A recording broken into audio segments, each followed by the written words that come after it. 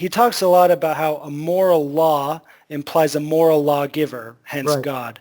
Right. Now, if, because I really want to build bridges between, let's say, the Church of Christ, the Church of Krishna, and also agnostics, seculars, and theists, and hopefully atheists, although that's more difficult. So if instead of an absolute moral law that we need to follow, what if instead we have a moral system where the implication is just being human as part of the human system that is humanity? So that's what my book is trying to do, is make a system and not an absolute kind of law. The system has to be based on an absolute law, an absolute moral law, because the it's logos.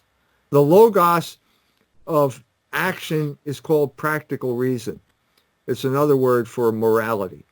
There are certain absolutes here that you cannot get around. People want to get around them all the time, but you cannot get around them. So yes, so the point of the discussion we're having now is that there are people all over the world who are in communication with each other, and they're trying to come up with some type of understanding of how is this possible? What is the operating system that allows us to talk together? It's internet, it's the English language, but is there something deeper than that? And I'm saying, yes, there is. It's called logos. And I described that in all of its ramifications in the book that I've written. So it is absolute. There's no way to get around it. It is absolute. People have understanding of it that is confused, but that doesn't change the nature of logos, which is immutable principles in the mind of God. Okay, so what are those absolute moral laws at the metaphysical ground, so to speak? What are those absolute laws, and how do you express them without God? To an agnostic, you cannot to an express atheist? them without God. Because God is not an article of faith. God is an article of reason. I agree with that. I will prove, I did this to an Indian boy, but I basically prove that there has to be a God. So we have to start with the existence of God, okay? And God is the source of all things that are good and true. These are the transcendentals. Every action we make is to achieve the good because we were created that way by God, okay? So how do you achieve the good as an individual?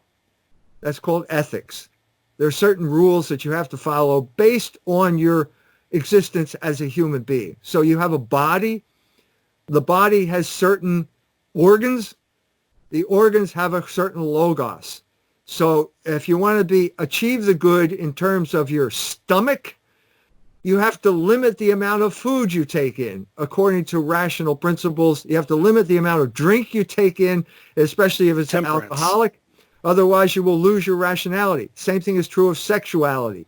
Sexuality has a logos to it.